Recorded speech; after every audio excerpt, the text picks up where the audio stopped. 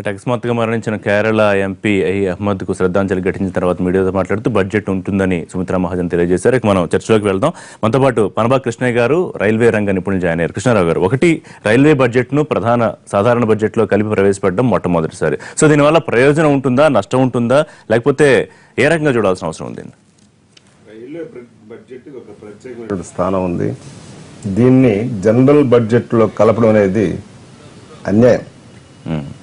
Railway రంగానికి injustice చేసినట్టు. ఎందుకంటే 1924లో యాక్వర్త్ అని ఆయన రైల్వే బ్రిటిష్ ఎకానమిస్టు కమిటీ చేసినటువంటి, ఎందుకంటే రైల్వేలో ముఖ్యంగా పార్లమెంటరీ డెమోక్రసీ సిస్టంలో ఉన్నటువంటి మన ప్రజాస్వామ్య వ్యవస్థలో ఎక్కువ, మన భారతదేశంలో రూరల్ ఏరియాస్ కూడా ఎక్కువ ఉన్నాయి, 76% ఉన్నారు. సాధారణమైనటువంటి బడ్జెట్లో కలిపితే దానికి ఒక ప్రత్యేకత పోతుంది రైల్వే బడ్జెట్కి. ఎందుకంటే గతంలో పోల్చుకుంటే మనకి ఇప్పుడు ఒక ప్యాసింజర్ రంగానికే కాకుండా ఫ్రైట్ రంగానికి కూడా ప్రాముఖ్యత ఇస్తూ వస్తున్నాం. ప్యాసింజర్ రంగంలో కొంచెం మనకు డబ్బు రావడం లేదు, ఫ్రైట్ రంగంలో డబ్బు వస్తుంది. దాన్ని కాంపెన్సేట్ చేసుకుంటూ దేశంలో ఉన్నటువంటి మారుమూల ప్రాంతాలకి సబ్సిడైజ్డ్ టారిఫ్తో, సబ్సిడైజ్ ఛార్జెస్తో ప్రజల్ని ఒక దగ్గర నుంచి ఇంకో దగ్గర రవాణా చేసినటువంటి సంస్థ, ప్రపంచంలోనే 2వ స్థానంలో ఉన్నటువంటి సంస్థ రైల్వే సంస్థ.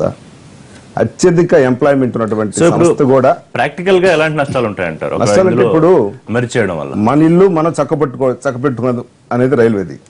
ఇప్పుడు వేరే వాళ్ళు వచ్చి దీన్ని చేయాలా? రైల్వే ఇప్పుడు చాలా మంది మాకు ఈ రైలు కావాలి, ఈ రైల్వే లైన్ కావాలి, మా ప్రాంతం అభివృద్ధి చెందాలి, లేకపోతే ఇక్కడ మాకు మైన్స్ కావాలి, లేకపోతే ఈ పరిశ్రమకు కావాలని అడుగుతారు. ప్రజాప్రతినిధులు అయితేనేమి, ప్రజలైతేనేమి, ప్యాసింజర్ అసోసియేషన్ అయితేనేమి, అందరూ అడుగుతూ వస్తుంటారు. మా బడ్జెట్ మాకుంది కాబట్టి ఇక్కడ నెట్వర్కింగ్ ఎలా చేద్దాం, లేకపోతే ఈ రైలు నడుపుతాం, ఈ స్టాప్ చేద్దాం, అవన్నీ కూడా చేసుకుంటూ వస్తున్నాం. ఇప్పుడు ఏంటంటే దీన్ని తీసిపోయి సాధారణ బడ్జెట్ లో కలిపితే వేరే భిక్షం అడుక్కున్నట్టు లెక్క. మిగతా డిఫెన్స్ లాగానో లేకపోతే సివిలేషన్ లాగానో హెచ్ఆర్డి లాగానో అడుక్కోవడం తప్ప వేరే విధం ఉండదు. ఎందుకోసం అంటే సుమారుగా 16 లక్షల మంది ఉద్యోగస్తున్నటువంటి ఆర్గనైజేషన్, అతిపెద్ద ఆర్గనైజేషన్. ముఖ్యమైనది ఏంటంటే భద్రత రైల్వేకి. ఎందుకంటే ఆధునికీకరణ, చాలా భద్రత ఉంది. నాకు తెలిసినంత వరకు ఏంటంటే ఒక 30 సంవత్సరాలు రైల్వేలో ఉన్నాం కాబట్టి ప్రైవేటైజేషన్ దిశగా సంకేతాలను చేసడానికి ఇది చేస్తున్నటువంటి ఒక కుట్రలో భాగం అనుకుంటున్నాను. రైట్. శివకుమార్ గారు, finally what can you say అండి? ఏం లేదండి, ఇందాక మనతో కూర్చున్న పెద్దలు ఒక విషయం చెప్పారు కార్పొరేట్ ట్యాక్స్ గురించి. అదొక క్లారిఫికేషన్ ఇద్దామని చెప్పి అనుకుంటున్నాను అనమాట. ఏం లేదు, ఇప్పుడు కార్పొరేట్ ట్యాక్స్ తగ్గించకూడదు అని అన్నారు, at the same time spending power పెంచాలని చెప్పి అన్నారు. కానీ ఈ రెండు కాన్ఫ్లిక్టింగ్. ఎందుకంటే కార్పొరేట్ రంగం అన్నది లేకపోతే ఉద్యోగాలు ఉండవు, ఉద్యోగ అవకాశాలు లేకపోతే మీకు స్పెండింగ్ పెరగదు. సో కార్పొరేట్ వాళ్ళకి ట్యాక్స్ తగ్గించకూడదు, కానీ సామాన్య మానవుడికి స్పెండింగ్ పవర్ పెంచాలంటే గవర్నమెంట్ అయితే డబ్బులు ఇవ్వదు కదా సామాన్య మానవుడికి. సో కనుక కార్పొరేట్ అనేది సర్వైవల్ ఉండాలి, ఖచ్చితంగా కార్పొరేట్ ట్యాక్స్ తగ్గించాలి. అప్పుడు కానీ ఎంప్లాయ్మెంట్ పెరగదు, స్పెండింగ్ పవర్ కూడా పెరగదు. సో ఈ విషయాన్ని నేను క్లారిఫై చేద్దాం అనుకున్నాను, అందుకని చెప్పి మిమ్మల్ని మళ్ళీ ఇంకోసారి అడిగాను అనమాట. కేవలం బడ్జెట్ అనేది ఒక కార్పొరేట్ ట్యాక్స్ కి సంబంధించినటువంటి ఒక అంశమే కాదు. పరిశ్రమలతో పాటు వ్యవసాయము, సంక్షేమం, అభివృద్ధి, ఈ అంశాల సమానమే బడ్జెట్. దాంతో పాటు ఆదాయ వ్యయాలు ప్రభుత్వానికి వచ్చేదండి, కరెంట్ అకౌంట్ డెఫిసిట్, వీటన్నిటి అంశాలను స్థూలంగా చూసుకొని ఎంతవరకు 18% అనేది టూ మచ్ డిజైర్ అనేది నేను అనుకుంటున్నాను. 30% అరౌండ్ ఉన్నప్పుడు ఒక 5% వరకు ఎలవబిలిటీ ఉన్నాయని, కేవలం టాక్సేషన్ తగ్గించినంత మాత్రానే పరిశ్రమలు వచ్చేసి ఉద్యోగాలు వస్తాయి అనేదని నేను నమ్మను. దానికన్నా కూడా ఇన్ఫ్రాస్ట్రక్చర్ అనేది ఎప్పుడైతే క్రియేట్ చేసేటటువంటి అవకాశం, ఇప్పుడు రూరల్ ఇన్ఫ్రాస్ట్రక్చర్ అన్నామో, ఇప్పటికే ఎంప్లాయ్మెంట్ దగ్గర చూసేటప్పటికి మీరు గమనించినట్లయితే చాలా తక్కువగా ఉంది. ఏది దేశంలో ఉన్నటువంటి share working to non working చూసినప్పుడు తక్కువగా ఉంది. దాన్ని పెంచాలంటే ఒకే అవకాశం, ఒకే మార్గం కనపడుతుందని కూడా ఆర్థిక సర్వేలో వాళ్ళు మాట్లాడడం జరిగింది. పోర్టు ఆధారిత తీర ప్రాంతంలో పరిశ్రమలు పెంచాలి, కోస్టల్ ఎకనామిక్ జోన్స్ పెంచాలి. అందుకనే సాగర్మాల ప్రాజెక్ట్ తీసుకుంది. ట్రాన్స్పోర్టేషన్ కాస్ట్ కూడా రూపాయి జనరల్ గా అయితే 20 పైసలు అవుతుంది అనే ఉద్దేశంతో అటువంటి అంశాలని తీసుకున్నట్టు ఆటోమేటిక్ గా ఉద్యోగ ఉపాధి అవకాశం వస్తుంది. దాంతోపాటు చాలా కీలకమైన అంశము ఈసారి రాష్ట్రాలకి కేటాయింపులు కాకుండా శాఖల వారీగా కేటాయింపులు చేస్తున్నారు. ఎందుకంటే గత కొన్ని సంవత్సరాల నుంచి పరిశీలన చేసినప్పుడు కొన్ని క్లీన్ ఎనర్జీకి సంబంధించి దాదాపు ఒక 58,000 కోట్లు బడ్జెట్ పెడితే 25,000 కోట్లు మాత్రమే ఖర్చు చేయడం జరిగింది. 33,000 కోట్లు అట్లాగే ఉంది. ఈవెన్ రైల్వేకి సంబంధించి కూడా మీరు చూసినట్లయితే ఇందాక మనం చూసిన లెక్కల్లో 45,000 కోట్లు బడ్జెట్ అయితే 30,000 కోట్లు దాటి ఖర్చు పెట్టలేని పరిస్థితి. ఇక్కడ ఏమవుతుందంటే అవసరం లేని వారికి ఆ స్టేట్స్ కి కేటాయిస్తే వాళ్ళు ఖర్చు పెట్టుకోలేని పరిస్థితి, వాళ్ళు వినియోగించుకోలేని పరిస్థితి, అవసరమైన వాళ్ళ దగ్గర రిక్తిగా హస్తాలు వస్తున్నాయి. ఒక్క పాయింట్ అండి ఫైనల్ గా ఇక్కడ ఏంటంటే ఒక చాలా కీలకమైన అంశం, వెల్ఫేర్ లో కూడా పూర్ డిస్ట్రిక్ట్స్ 40% ఉన్నాయని ఆర్థిక సర్వే తెలిస్తే ఫండ్స్ లో వచ్చేటప్పుడు 29% మాత్రమే వాళ్ళకి ఇవ్వటము. ఇటువంటివన్నీ కూడా ఏ స్టేట్ కి ఆ స్టేట్ లో ఉండే ఆ స్టేట్ పెర్ఫార్మెన్స్ ను బట్టే మేము శాఖల ద్వారా ఫండ్స్ ఇస్తామని చెప్పడం కూడా ఆహ్వానించదగిందే. ఇప్పుడు స్థూల జాతీయోత్పత్తి పెరిగితే ఉపాధి అవకాశాలు పెరుగుతాయని ఒకనాడు చెప్పే మాట ఇవాళ వాస్తవం కాదు. జాతీయోత్పత్తి పెరుగుతున్నది, ఉపాధి అవకాశాలు తగ్గిపోతున్నాయి. ప్రభుత్వ రంగంలో మరింత కనుమరుగైపోతున్నాయి, ప్రైవేట్ రంగంలో అసంఘటిత రంగంలో వచ్చే ఉద్యోగాలు వస్తున్నాయి. కొనుగోలు శక్తి పెరగడంలో ఇక్కడ వచ్చే ఆదాయం తక్కువ కాబట్టి. అలాగే కార్పొరేట్ రంగం పెరిగిపోతే ఉపాధి అవకాశాలు వస్తాయనేటువంటిది కూడా వాస్తవ విరుద్ధమైనటువంటిది. ఎందుకంటే శాస్త్ర సాంకేతిక రంగాలలో అభివృద్ధి సాధించిన తర్వాత ఇవాళ కొత్తగా మనం బ్యాంకింగ్ సిస్టంలోకి అనేక సిస్టంలోకి రోబోలు కూడా రాబోతున్నాయి. అసలు డ్రైవర్ లేని వ్యవస్థ కూడా రాబోతుందని చెబుతున్నారు. అందువల్ల శాస్త్ర సాంకేతిక రంగాన్ని ఉపయోగించుకుంటున్నది ఎక్కువగా కార్పొరేట్ రంగం. అంటే ఒక పెద్ద పరిశ్రమ 1,000 కోట్ల రూపాయల్లో పెట్టేటువంటి పరిశ్రమలో కూడా వచ్చే ఉద్యోగాల సంఖ్య తక్కువ.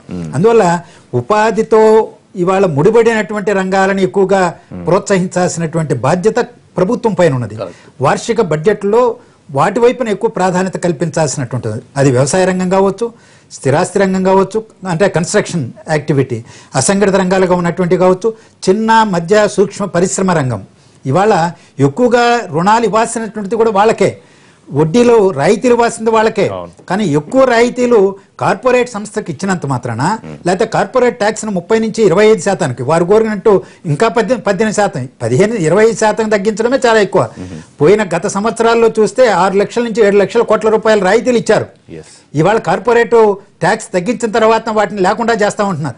వీటన్నింటినీ మనం చూసినప్పుడు ఉపాధి కల్పనా రంగాల పైన ఎక్కువగా దృష్టి పెట్టాలి. రైట్. 2 అంశాలు పాపారావు గారు మీరు బ్రీఫ్ గా చెప్పండి. ఒకటి, ఉద్యోగుల ఆదాయ పన్ను అంచనాలకు సంబంధించి అంత తగ్గే అవకాశం ఉంటుందా? రెండోది, డిజిటల్ వైపు వెళ్ళాలి భారతదేశం అనే ఆకాంక్ష ఉన్నప్పుడు డిజిటల్ రాయితీలు ఏమన్నా ఉంటాయా లావాదేవీలకు సంబంధించి? ప్రధానంగా ఒకటి, రెండో అంశం మొదట తీసుకుంటే డిజిటల్ ఇది చేసేది చాలా ఎక్కువ ఉంది. బడ్జెట్ లో డిజిటలైజేషన్ దిశగా చాలా పెద్ద ఎత్తున ప్రయత్నం జరుగుద్ది. ఎందుకంటే they took it as a prestige ఇష్యూగా మారింది. డిమానిటైజేషన్ తర్వాత క్యాష్లెస్ ఎకానమీ అనేది తెచ్చిన తర్వాత ఇది ఒక పెద్ద ప్రెస్టేజ్ ఇష్యూ అయింది. సో ఆ పుష్ లేకుండా ఈ బడ్జెట్ ఉండేటట్లయితే డిమానిటైజేషన్ గురించి అసలు దీనిలో ప్రస్తావన లేనట్టే. ఎకనామిక్ సర్వేలో ఉంటుంది కానీ దీనిలో లేనట్టే అది. కాబట్టి ఏంటంటే ఆ పుష్ ఖచ్చితంగా ఉంటుంది, ఆ డైరెక్షన్ లో వెళ్తారు. వెళ్తే ఆ డైరెక్షన్ లో వెళ్ళేదానికి ఏం చేస్తారనే దగ్గర మీరు బేసిక్ గా క్వశ్చన్ ఏంటంటే కమిషన్లు ఉన్నాయి. డిమానిటైజేషన్ లో క్యాష్లెస్ ఎకానమీ చేసుకుంటే ఈ డిజిటల్ ఎకానమీ అంటే కార్డులు వాడేటప్పుడు దానికి కట్ అవుతుంది 2%, 1.7 ఇట్లా రకరకాల కట్ అవుతుంది. 1,00,000 కోట్ల రోజుకి ఖర్చు పెట్టగలిగితే 1,500 కోట్ల సంస్థకి. అది ప్రజలకి ఎంత ఇబ్బందిగా ఉందంటే చాలా మంది కంప్లైంట్ చేస్తున్నారు. ఇప్పుడు all the people are complaining about it. మాకు కట్ చేస్తున్నారు, అక్కడ తీసుకోవడానికి చెబుతున్నారు. I have my own personal experience. Hospitals లో తీసుకుంటున్నారు, అది 2% తీసుకుంటామని చెప్పి తీసుకుంటున్నారు, మన ఇష్టం అయితే. అయితే అది మరి అట్లాంటప్పుడు ఇవన్నీ జరుగుతున్నప్పుడు ఏంటంటే మీరు ఒకటి కాబట్టి ఏంటి, ఇది ఇంత చిన్న ఆదాయాలు ఉన్న దేశంలో అది డిజిటలైజేషన్ పేరు మీద మళ్ళీ దానిలో కట్లు పోయి కమిషన్లు పోయి ఇవన్నీ జరిగేది చాలా దుర్భరమైనటువంటి పరిస్థితి దారితీస్తుంది. పన్నులకు సంబంధించి ఏంటంటే పన్నులు ఎందుకంటే అన్ని ఖర్చులు పెరుగుతున్నాయండి. ద్రవ్యోల్బణం పెరిగింది, ఏది పెరగకుండా లేదు. పన్నులు అయితే ఇప్పుడు ఈ మధ్య 2,50,000 ఉంది, ఎక్కడ దాకా ఆ లిమిట్ దాకే లేదు. లిమిట్ ఆ పైన 3 లక్షలు చేయాలని కొంతమంది, 4 అని 4 ఉంది, 4 కూడా ఉంది, 4 అవుద్దని రకరకాలుగా చర్చలు ఉన్నాయి. 4 అవుద్ది ఈసారి అనేది. అది మంచిదే కానివ్వండి. మధ్యతరగతి ఇప్పుడు వాళ్ళు కూడా ఇప్పుడు ఎకానమీ పర్చేసింగ్ పవర్ వాళ్ళ దగ్గర నుంచి కింద వర్గాలకు కూడా కొంత చేరేది.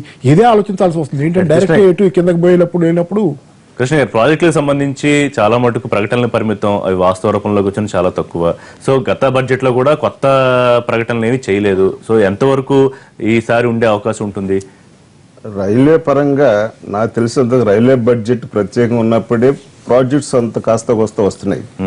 దీన్ని తీసుకెళ్లి జనరల్ బడ్జెట్ లో పెడితే అది జీరో కింద కావాల్సిందే. ఎందుకంటే రైల్వే అభివృద్ధికి, రైల్వే ప్రగతికి సామాన్య ప్రజలకు కూడా పెద్ద ఆటంకం ఇది. దాన్ని కలపడం అనేది మాత్రం మంచిది కాదు, ఎందుకంటే ఇది చట్ట విరుద్ధం. రైట్. చర్చ కూడా లేదు, ఎందుకు కలుపుతున్నారో కూడా తెలియదు. రైట్. ప్లానింగ్ కమిషన్ తీసేస్తారు, ఎవరికైనా ఒక ప్లాన్ అని ఉంటుంది. అలాగే రైల్వే బడ్జెట్ కూడా తీసేస్తారు, భవిష్యత్తులో బడ్జెట్ కూడా ఉంటుందని కూడా గ్యారంటీ లేదు.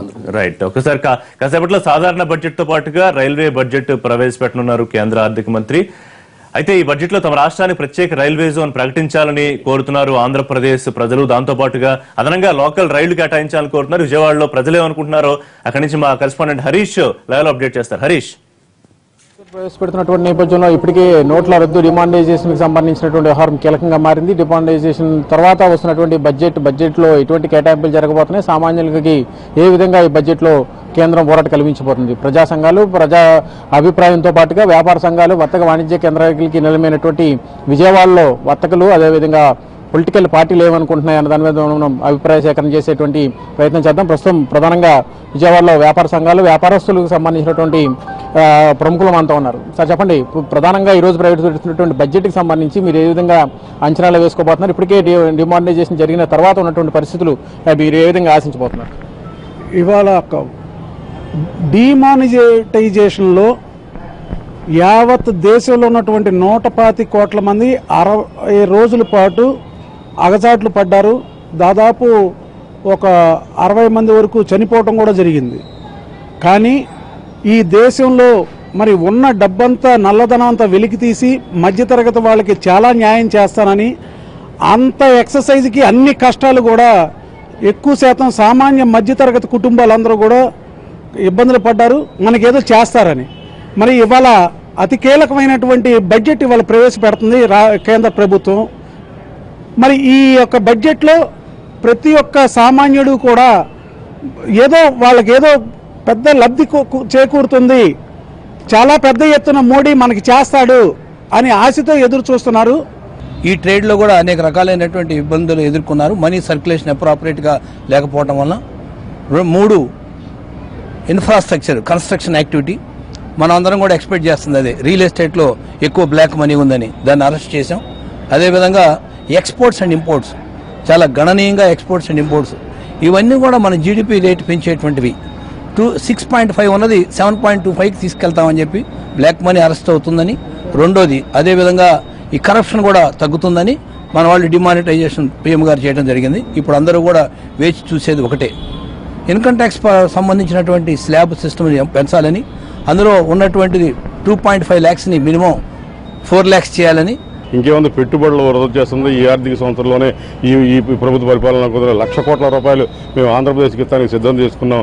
అందులో 1,000 కోట్ల రూపాయలు సెంట్రల్ రోడ్ ఫండ్ కింద ఇస్తామని చెప్పి, రాయపూర్ విశాఖపట్నానికి 6,000 కోట్ల రూపాయలు ఇస్తామని చెప్పి, అమరావతికి అనంతపురానికి బ్రహ్మాండంగా 6 లైన్ల రోడ్డు స్ట్రైట్ వంకర లేకుండా వేస్తామని చెప్పి, అలాగే శ్రీకాకుళం విజయవాడ టు నెల్లూరు ఎకనామిక్ జోన్లకి 20,000 కోట్లు ఇస్తామని చెప్పి పెద్ద ఎత్తున 100 కోట్లు 1,000 కోట్లు లక్షల కోట్లు వరద పారించేశారు. అప్పుడు ఈ బడ్జెట్లో ఆయన చెప్పిన దాంట్లో ఏమన్నా ఉంటాయా లేవా? చంద్రబాబు గారు ఏం చెప్తా ఉన్నారు, వాళ్ళ ఎంపీకి దిశ నిర్దేశం చేశాడు. ఏమంటే ప్యాకేజీకి చట్టబద్ధంగా కలిసండి. కమ్యూనిస్ట్ పార్టీలుగా మీ ఒపీనియన్ ఎలా ఉంది? ఇప్పటికే డిమానిటైజేషన్ రద్దు తర్వాత మీరు చాలా పోరాటాలు కూడా చేశారు నోట్ల రద్దుకు సంబంధించి. ఇప్పుడు ఈ బడ్జెట్కి సంబంధించినటువంటి మీ అంచనాలు ఎలా ఉండబోతుంది? ఈ బడ్జెట్ మీద పెద్దగా అంచనాలేమి ఉండాల్సినటువంటి అవసరం లేదు. 5 రాష్ట్రాలు ఎన్నికలు జరుగుతున్నాయి, డిమానిటైజేషన్ ఎఫెక్ట్ ఉంది. కాబట్టి దీని నుంచి బయటపడటానికి కొంచెం ఉదారంగా సరళ స్వభావంగానే బడ్జెట్ ఉంటుందనేటువంటిది ఆశిస్తున్నాము. ప్రత్యేకించి ఐటీ పరిధిని పెంచాల్సినటువంటి అవసరం ఉంది. మీద సామాన్య ప్రజానీకం, వర్తక వాణిజ్య సంఘాలు, వ్యాపారులు, పొలిటికల్ పార్టీలకు సంబంధించినటువంటి అభిప్రాయాలు కూడా ఎవరికి వారు తమ రంగానికి సంబంధించి ఎంతవరకు లబ్ధి చేకూరుతుంది, నోట్ల రద్దు డిమానిటైజేషన్ తర్వాత ఉన్నటువంటి పరిస్థితుల నుండి కేంద్రం సాధారణ ప్రజానీకానికి సామాన్యుల్ని ఏ విధంగా గట్టెక్కిస్తుందన్నటువంటి కోటి ఆశలతో అంతా ఎదురు చూస్తున్నారు. కెమెరా పర్సన్ రామకృష్ణతో Harish, NTV, Vijayawada. Right Harish, thank you. Lok Sabha budget సమావేశాలు